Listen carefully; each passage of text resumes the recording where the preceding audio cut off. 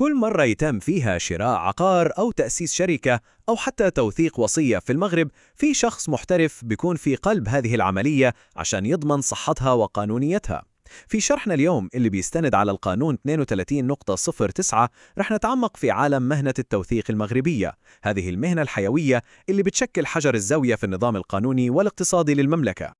طيب، لما نتكلم عن أكبر القرارات المالية والشخصية في حياتنا، مين هو هذا الطرف المحايد اللي بيعطي هذه المستندات قوة رسمية؟ الجواب هو في شخصية الموثق، اللي بيمثل الدولة والمواطن في نفس الوقت. تمام، خلونا نشوف رحلتنا مع بعض. رح نبدأ بفهم الدور الأساسي للموثق، وبعدها منكتشف الطريق الصعب عشان الواحد يصير موثق. بعدين منتعرف على صلاحياته وواجباته ونشوف كيف بتتم المساءلة، وفي الأخير منلخص ليش هو يعتبر ركيزة أساسية للثقة في المجتمع. إذن خلونا نبدأ من الأساس في القسم الأول، من هو الموثق بالضبط؟ وإيش اللي يخليه مختلف عن أي مهني قانوني ثاني؟ شوفوا، حسب المادتين الأولى والخامسة والثلاثين، الموثق مش مجرد محامي أو مستشار، هو بيمارس مهنة حرة، لكنه في نفس الوقت بيشتغل كممثل للسلطة العامة. يعني لما الموثق يوقع على عقد، هو بيعطيه الصبغة الرسمية، وهذا بيخلي الوثيقة إلها حجة قوية جدا، يعني صعب جدا الطعن في صحتها قدام المحكمة. هذا هو جوهر شغله، تحويل الاتفاقات الخاصة لالتزامات رسمية معترف فيها من الدولة. أن تصبح موثقاً الموضوع مش سهل أبداً، فالقانون حط مسار طويل وصارم جداً عشان يضمن إن اللي بيوصل لهذه المهنة عنده أعلى مستويات الكفاءة والنزاهة. مثل ما احنا شايفين هنا، هذه هي المراحل الخمسة الرئيسية، وهي عملية انتقائية بشكل كبير. بتبدأ بشروط صارمة، بعدها مباراة تنافسية شديدة، وبعدها فترة تدريب طويلة ومكثفة، وامتحان نهائي صعب، وأخيراً التعيين الرسمي.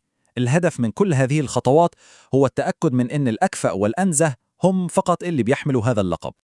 قبل ما الواحد يفكر حتى أنه يدخل المباراة، لازم يستوفي هذه الشروط الأساسية اللي نصت عليها المادة الثالثة. الموضوع مش بس شهادة جامعية، لا، هو بيشمل كمان النضج العمري وحسن السيرة والصحة البدنية وسجل جنائي نظيف. كل هذا بيضمن أن المرشحين عندهم الأساس الأخلاقي والمهني المطلوب لهذه المهنة الحساسة. 4 سنوات كاملة من التدريب المكثف، وهذا مش مجرد تدريب نظري. المادة السادسة بتوضح إنه السنة الأولى تكون في معهد متخصص، وبعدها 3 سنوات من الشغل الميداني في مكتب موثق فعلي. هذه الفترة الطويلة بتطمن إنه المتدرب ما بيفهم القانون بس، لا، بيتقن كمان الجوانب العملية الدقيقة للمهنة، من التعامل مع العملاء لإدارة الملفات المعقدة. الآن اللي أجده مثير للاهتمام جدا هنا هو كيف القانون بيوازن بين منع تضارب المصالح وجذب الخبراء. على اليمين، المادة الرابعة بتمنع الموثقين من ممارسة أي وظيفة ممكن تؤثر على حيادهم مثل القضاء أو التجارة. وعلى اليسار، المادة الثامنة بتقدم مسار سريع للمهنيين المخضرمين مثل القضاة السابقين وكبار مفتشي الضرائب، بحيث يتم إعفائهم من المباراة لكنهم بيخضعوا لتدريب تطبيقي. طيب، بعد ما الواحد يجتاز هذه الرحلة الصعبة ويحصل على التعيين الرسمي، إيش هي المهمة اليومية للموثق؟ هنا في القسم الثالث بندخل في قلب عمله ومسؤولياته الأخلاقية.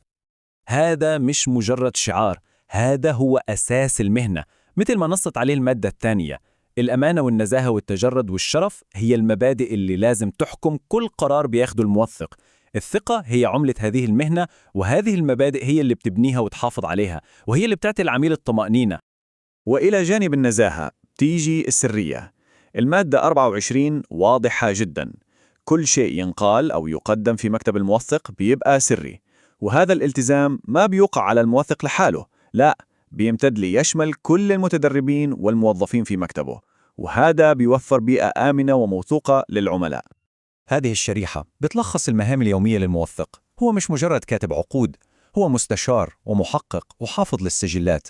لازم ينصح الأطراف ويتحقق من هويتهم وأهليتهم، ويتأكد أنه كل شيء قانوني، ويحفظ الأصول بأمان، ويدير الإجراءات الإدارية المعقدة للتسجيل.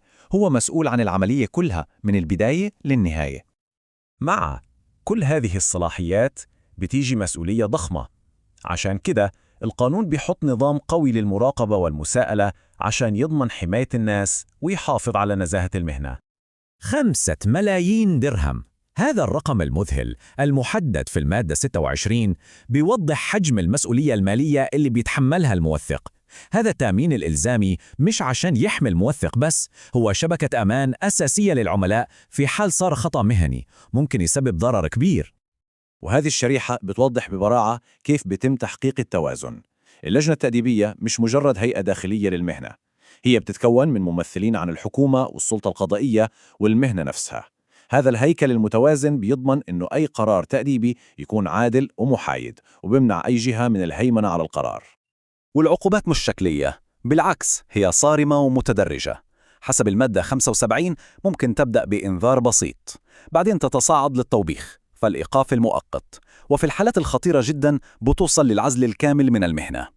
هذا التدرج بيبعث رسالة واضحة: النظام بيأخذ أي مخالفة على محمل الجد.